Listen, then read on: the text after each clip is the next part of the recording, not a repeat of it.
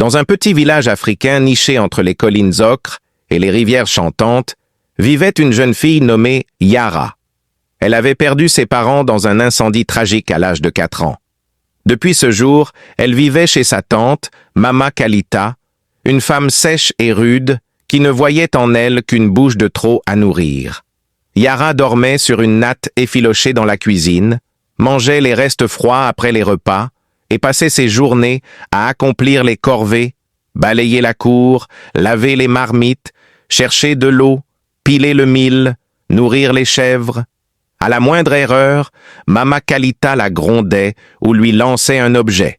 Les 2 filles de la tante, Fali et Dona, la traitaient comme une esclave.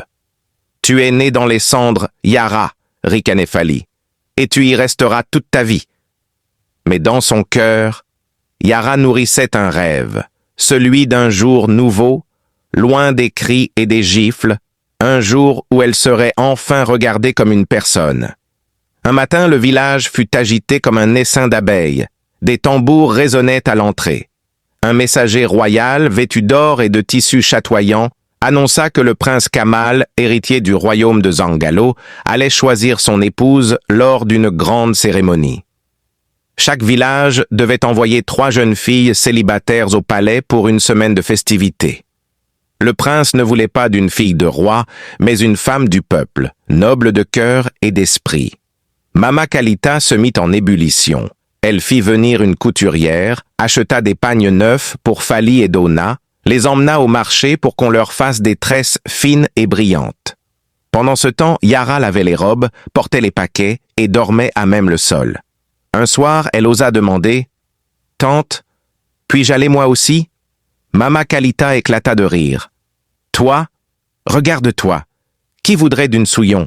Tu fais honte à ce village. » Yara baissa les yeux, étouffant ses larmes. Elle se retira dans sa case. Mais cette nuit-là, une vieille voisine, Mamie Zaya, l'appela doucement depuis l'ombre. « Petite flamme, viens ici. » Mamie Zaya, aveugle depuis des années, était respectée pour sa sagesse et ses remèdes. Elle avait vu grandir Yara. « Tu n'es pas née pour servir éternellement. Tu portes en toi un destin plus grand que ce village. Si tu veux aller au palais, je peux t'aider. » Yara n'en croyait pas ses oreilles. Elle hocha la tête sans même réfléchir. Le lendemain, tandis que Mama Kalita et ses filles partaient tôt vers la capitale avec le reste du convoi, Mamie Zaya conduisit Yara dans la forêt. Elles arrivèrent devant une grotte cachée derrière un rideau de feuillage. À l'intérieur, une source d'eau claire coulait sur des pierres brillantes. « Batte-toi dans ce bain d'herbes et de fleurs. Il est ancien, béni par nos mères. Ensuite, je t'habillerai. » Quand Yara sortit du bain, sa peau brillait comme la lune. Mamie Zaya sortit un pagne en soie qu'elle avait gardé depuis sa jeunesse, orné de fils d'argent. Elle coiffa Yara avec des tresses fines et parsema ses cheveux de petites graines dorées. Enfin, elle lui remit un petit collier en coquillage.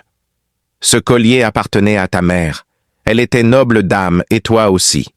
Va, Yara. Le destin t'attend. » Yara arriva au palais discrètement, portée par un pêcheur qui l'avait reconnue et décidé d'aider.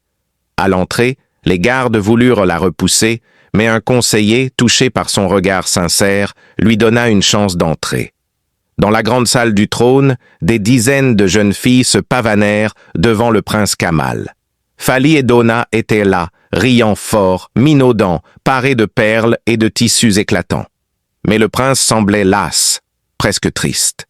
Il cherchait quelque chose qu'il ne trouvait pas. Quand Yara entra, vêtue simplement mais dignement, le silence tomba. Elle ne portait ni bijoux coûteux, ni maquillage. Mais ses yeux reflétaient une lumière que Kamal n'avait vue chez aucune autre. Il s'approche d'elle. « Qui es-tu » demanda-t-il. « Je m'appelle Yara. Je viens d'un petit village. Je n'ai rien à offrir, sauf mon cœur. » Le prince la fixa longuement, puis sourit. « C'est tout ce que je cherchais. » Fali et Dona, furieuses, crièrent qu'elle n'était qu'une servante, que c'était une tricherie. Mais quand le roi demanda à enquêter, le passé de Yara fut révélé. Elle était la fille d'un ancien chef du village, mort dans l'incendie. Mama Kalita avait caché son héritage pour profiter seule des biens familiaux. Une délégation fut envoyée au village. La vérité éclata au grand jour.